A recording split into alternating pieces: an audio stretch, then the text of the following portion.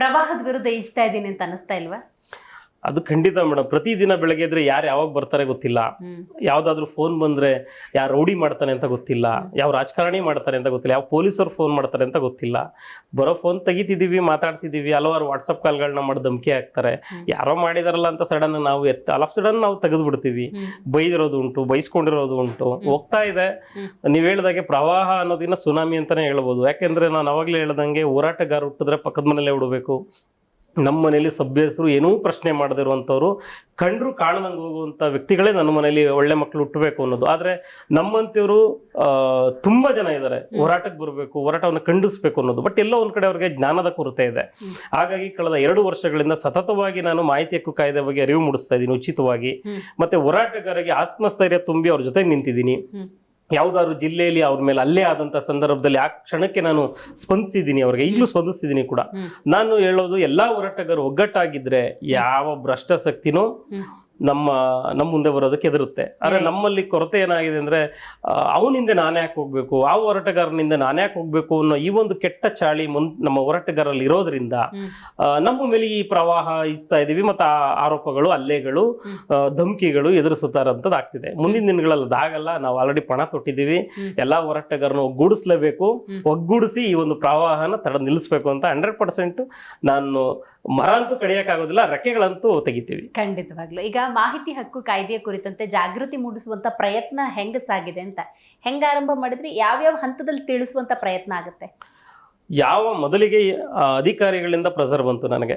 ನಾ ಯಾವಾಗ ಒಂದು ಪೋಸ್ಟರ್ನ ರಿಲೀಸ್ ಮಾಡಿದೆ 2023 ಸೆಪ್ಟೆಂಬರ್ ಅಲ್ಲಿ, ಉಚಿತ ಮಾಹಿತಿ ಹಕ್ಕು ಕಾಯ್ದೆ ಶಿಬಿರ ಕನ್ನಡ ಸಾಹಿತ್ಯ ಪರಿಷತ್ತಲ್ಲಿ ಅಂತೇಳಿ, ಅವತ್ತು ಮಾಹಿತಿ ಆಯುಕ್ತರಾದಂತಹ ದಾಕಪ್ಪ ಅವ್ರನ್ನು ಸಹ ಅಲ್ಲಿ ಕರೆದಿದ್ವಿ. ಬೆರಳೆಣಿಕೆ ಎಷ್ಟು ಜನ ಬಂದ್ರು. ಅಷ್ಟಕ್ಕೆ ನಮಗೆ ವಿವಿಧ ಅಧಿಕಾರಿಗಳಿಂದ ಫೋನ್ ಬಂತು. ಈಗಿರೋ RTI ಕಾರ್ಯಕರ್ತರ ಅವಳಿ ತಡ್ಕೊಳಕ್ಕಾಗ್ತಿಲ್ಲ, ನೀವು ನೋಡಿದ್ರೆ ಮತ್ತಷ್ಟು ನೀವು ಇದನ್ನ ಕೊಡ್ತಿದ್ದೀರಿ ಅಂತ. ಅದಕ್ಕೆ ನಾವು ಒಂದೇ ಮಾತು ಹೇಳೋಂಥದ್ದು, ನಾವು ಜ್ಞಾನವನ್ನು ತುಂಬ್ತಿದ್ದೀವಿ ಹೊರತು ಯಾವ ಕಚೇರಿಗೆ ಎಷ್ಟು ಅರ್ಜಿ ಹಾಕ್ಬೋದು, ಏನೇನ್ ಕೇಳಬಹುದು ಅಂತ ಎಲ್ಲೂ ಹೇಳ್ಕೊಡ್ತಿಲ್ಲ.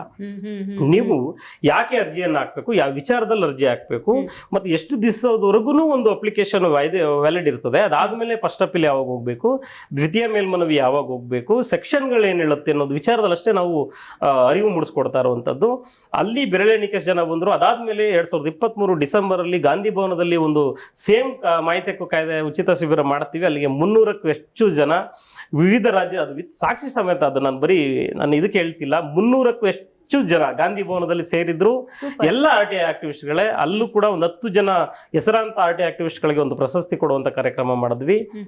ಮತ್ತೆ ಅಲ್ಲೂ ಕೂಡ ಅವರಿಂದ ಅವರ ಹೋರಾಟದ ಹಾದಿಯನ್ನ, 10 ಜನಗಳು ಹೋರಾಟದ ಹಾದಿ ಏನಿದೆ, ಯಾವ ರೀತಿ ಹೋರಾಟ ಮಾಡಬೇಕು, ಯಾಕೆ ನಾವು ಒಗ್ಗಟ್ಟಿಂದ ಇರಬೇಕು, ಮಾಹಿತಿ ಹಕ್ಕು ಕಾಯ್ದೆ ಉದ್ದೇಶ ಏನು, ಯಾವುದಕ್ಕೆ ಬಳಸಬೇಕು, ಯಾರೆಲ್ಲ ಬಳಸಬಹುದು, ವಿನಾಕಾರಣ ಕಚೇರಿಗಳಿಗೆ ಅರ್ಜಿ ಹಾಕಿ ತೊಂದರೆ ಕೊಡಬಾರ್ದು, ಒಬ್ಬರನ್ನ ಟಾರ್ಗೆಟ್ ಮಾಡೋದಕ್ಕೆ ಹೋಗ್ಬಾರ್ದು, ಪರ್ಟಿಕ್ಯುಲರ್ ಆಗಿ ನಮ್ಗೆ ಇಂಥ ಒಂದು ಹಗರಣ ನಡೆದಿದೆ ಅದರಿಂದ ಬೀಳ್ಬಹುದು ಅನ್ನೋ ವಿಚಾರದಲ್ಲಿ ಅಷ್ಟೇ ಟ್ರೈನಿಂಗ್ ಕೊಡ್ತಿರುವಂತದ್ದು.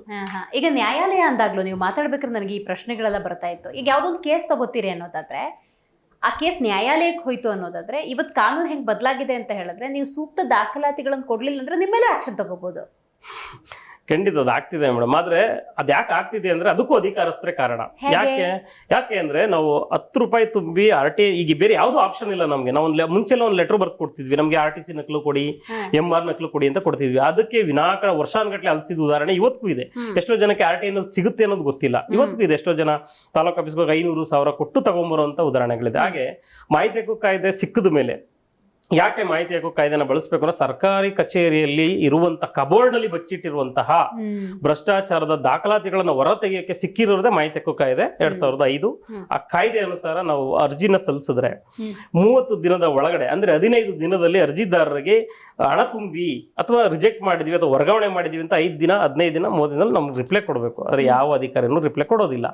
ನಾವು ಪ್ರಥಮ ಮೇಲ್ಮನವಿಗೆ ಹೋಗ್ತೀವಿ, ಯಾವ್ದೋ ಒಂದು ಹಗರಣದ ಒಂದು ಮಾಹಿತಿ ಕೇಳಿದೀವಿ, ಕೊಡಿ ಅಂತ ಕೊಡೋದಿಲ್ಲ. ಅವ್ರು ಹೇಳ್ತಾರೆ, ಯಾಕೆ ನೀವೇ ಕೊಡಿಸ್ಬೇಕು, ನಿಮ್ಮ ಹಂತದಲ್ಲಿ ಕೊಡಿಸಿ, ಹಲವು ಸರ್ಕಾರದ ಹಲವು ಸುತ್ತೋಲೆಗಳಿದೆ, ಕೊಡಿಸಿ ಅಂದ್ರೂ ಕೊಡಿಸಲ್ಲ, ನೀವು ಆಯೋಗಕ್ಕೆ ಹೋಗಿ, ಒಂದೇ ಮಾತು, ಆಯೋಗಕ್ಕೆ ಹೋಗಿ ನೀವು ಅಂತ ಹೇಳ್ತಾರೆ. ಇನ್ನು ಆಯೋಗಕ್ಕೆ ಹೋದ್ರೆ ಅವ್ರು 25,000 ದಂಡ ಹಾಕಿ ನಮ್ಮ ಮಾಹಿತಿ ಕೊಡಿಸೋದಕ್ಕೆ 3 ವರ್ಷ ಆಗುತ್ತೆ. ಅಷ್ಟರೊಳಗೆ ಈ ಪ್ರಕರಣನೂ ಬಿದ್ದೋಗಿರುತ್ತೆ, ಆತ ಎಲ್ಲೋ ಹೋಗ್ಬಿಟ್ಟಿರ್ತಾನೆ, ರಿಟೈರ್ಡ್ ಆಗಿರ್ತಾನೆ, ಇಲ್ಲ ವರ್ಗಾವಣೆ ಆಗಿರ್ತಾನೆ, ನಮಗೂ ಇಂಟ್ರೆಸ್ಟ್ ಹೋಗ್ಬಿಟ್ಟಿರುತ್ತೆ, ಯಾವಾಗಲೂ ಡೇಟ್ ಕೊಡ್ತಾರೆ. ಆದ್ರೂ ಭೇದಿಸೋದಕ್ಕೆ ಅಂತ ಅಲ್ಲೂ ಹೋಗ್ತೀವಿ, ಡಾಕ್ಯುಮೆಂಟ್ ಕೇಳ್ತೀವಿ, ಕೊಡೋದಿಲ್ಲ. ಯಾವುದೋ ಒಂದು ಆಧಾರದ ಮೇಲೆ, ಒಂದು ನಂಬಿಕೆ ಮೇಲೆ, ಒಂದು ದೂರು ಅರ್ಜಿನ ಸಂಬಂಧಪಟ್ಟ ಸಕ್ಷಮ ಪ್ರಾಧಿಕಾರ ಆಗಿರ್ಬೋದು, ಸರ್ಕಾರ ಆಗಿರ್ಬೋದು, ಇಲಾಖೆ ಇಲಾಖೆ ಮುಖ್ಯಸ್ಥರ ಗಮನಕ್ಕೆ ತಂದಿರ್ತೀವಿ. ಅವರು ಸಹ ಪ್ರಾಥಮಿಕ ಕನಿಷ್ಠ ತನಿಖೆ ಮಾಡೋವಂತಕ್ಕೂ ಹೋಗೋದಿಲ್ಲ, ವರ್ಗಾವಣೆ ಮಾಡಿ ಕೂತಿರ್ತಾರೆ. ಹೋಗಿ ಕೇಳಿದ್ರೆ ನಾವು ಕಳಿಸಿದ್ದೀವಿ ರಿಪೋರ್ಟ್ ಬಂದಿಲ್ಲ. ಇಂಥ ಸಂದರ್ಭದಲ್ಲಿ ಯಾರೋ ಒಬ್ಬ ಲಾಯರು ಅಥವಾ ಕಡಿಮೆ ಫೀಸ್ ತಗೊಂಡು ನಮ್ಗೇನೋ ಹೆಲ್ಪ್ ಮಾಡ್ತೀನಿ ಅಂತ ಬಂದಾಗ ಆ ಒಂದು ವಿಚಾರದಲ್ಲಿ ನಾವು ಕೋರ್ಟ್ಗೆ ಹೋದಂಥ ಸಂದರ್ಭದಲ್ಲಿ ಕೋರ್ಟ್ ಕೇಳೋದನ್ನು ಕೂಡ ದಾಖಲಾತಿ ಕೇಳುತ್ತೆ. ಸ್ವಾಮಿ ನಾವು ದಾಖಲಾತಿ ಕೇಳಿದ್ರು ಕೊಡ್ತಿಲ್ಲ, ನೀವು ತಗೊಂಡು ಆಮೇಲೆ ಬನ್ನಿ ಅನ್ನೋ ಉದ್ದೇಶಗಳನ್ನು ನಾವು ನೋಡಿದ್ದೀವಿ. ಆಗ ನಮ್ಮ ಮೇಲೆ ಪೆನಾಲ್ಟಿಗಳು ಬೀಳ್ತದೆ, ವಿನಾಕಾರಣ ನ್ಯಾಯಾಲಯದ ಸಮಯವನ್ನು ವ್ಯರ್ಥ ಮಾಡಿದ್ದೀರಿ ಅಂತ. ಬಟ್ ವ್ಯರ್ಥ ಮಾಡಿದ್ದ ಆಕ್ಚುಲಿ ಅಧಿಕಾರಸ್ಥರು, ಯಾರು ಭ್ರಷ್ಟಾಚಾರವನ್ನ ಮಾಡಿರ್ತಾರೆ, ಯಾರು ಅಧಿಕಾರಿಗಳಿರ್ತಾರೆ, ಅವ್ರು ಮಾಡೋ ಸಮಯ ವ್ಯರ್ಥಕ್ಕೆ ನಾವು ಪೆನಾಲ್ಟಿ ಕಟ್ಟುವಂತ ಉದಾಹರಣೆಗಳಿದೆ. ಜಿ ಕನ್ನಡ ನ್ಯೂಸ್ ಈಗ ನಿಮ್ಮ ಮನೆಯಲ್ಲೇ ನೋಡಿ, ಎಲ್ಲ ಕೇಬಲ್ಗಳಲ್ಲಿ ಈಗ ಲಭ್ಯ.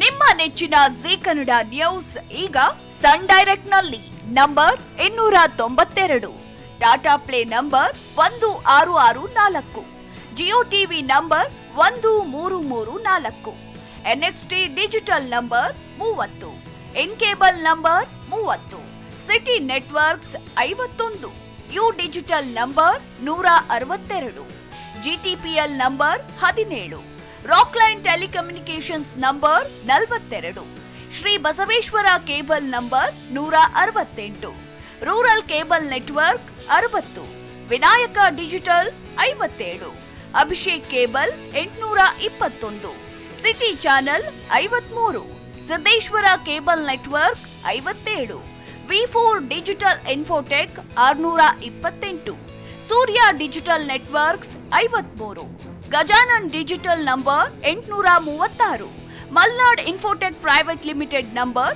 56, Metrocast number 830, Victory digital number 167ರಲ್ಲಿ ನೋಡಿ ಆನಂದಿಸಿ.